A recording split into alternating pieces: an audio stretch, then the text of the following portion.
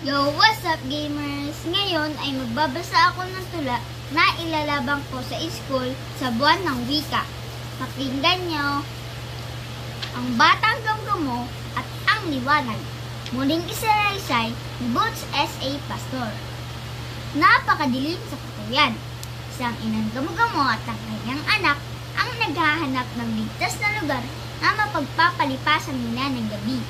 Nang matanaw ng Batang Gamgamo at kumukuti-kutitap na liwanag sa di kalayuan, "Nanay, puntahan natin iyong liwanag," iyakan ng Batang Gamgamo sa kanyang ina. Humantong ang mag-inang Gamgamo sa isang kubo sa gilid ng kakahuyan. Ang liwanag na nakita nila mula sa kakahuyan ay nanggagaling sa isang lampara sa ibabaw ng isang maliit na mesa. Tuwang-tuwa ang Batang Gamgamo sa liwanag. "Ang ganda ng liwanag, nanay!" bulalas niya. "Ang sarap siguro lipad-lipad sa paligid nito." "Siya nga, maganda at nakalilibang," wika ng inang Gamgamo. "Ngunit, huwag kang lalapit ng masyado at baka masunog ang iyong mga pakpak." Masayang lumipad-lipad ang mag-inang Gamgamo sa paligid ng liwanag. Nang malapit ng maghating gabi ay sinabi ng inang Gamgamo, "Tumigil na tayo at magpahinga, anak."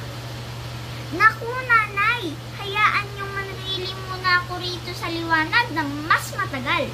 Mauna na kayo at magpahinga at susunod na lamang po ako," pakiusap ng Batang Gamgamo.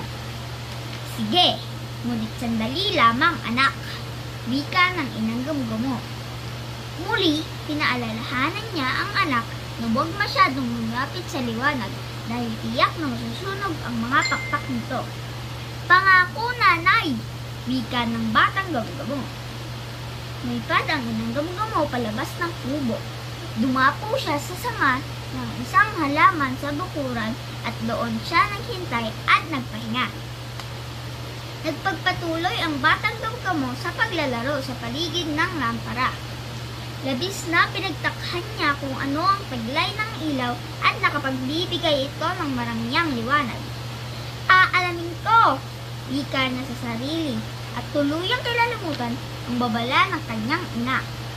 Diretso sa ilaw, lipad ang Gamgamo at agad na naglihab ang kanyang mga pakpak at nasunog. Tinangkayang lumipad palayo, ngunit sa halip ay nahulog siya sa sahig habang patuloy na inuubos ng apoy ang kanyang mga pakpak. Kinabukasan ay nagising ang inang Gamgamo. Nagtaka siya kung bakit wala sa kanyang tabi ang kanyang anak. Lumipad siya papasok sa bahay at pinuntahan niya ang lampara sa mesita. Wala nang ilaw ang lampara. Hinanap ng inang Gamgamo ang kanyang anak. At anong hinagpis niya nang makita niya ito sa sahig. Wala nang buhay at sunog na sunog ang mga pakpak. Ang Batang Gamgamo at ang liwanag